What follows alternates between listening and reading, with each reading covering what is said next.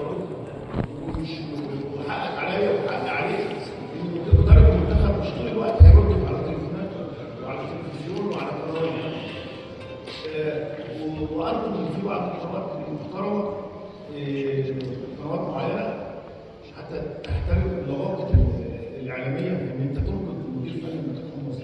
احنا بنقول مره عايزين نقول مفيش هي مش بالصوت والتهليل في البرنامج عشان انت عندك برنامج وقناه وعمال تهلل فيها وانتوا عارفين منه ايه.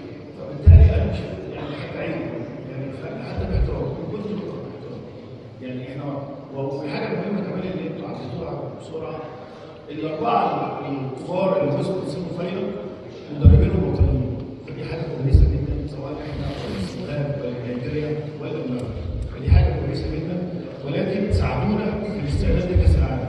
مش بس الدكتور باشمهندس لازم نبقى عايزين ايه من الموضوع؟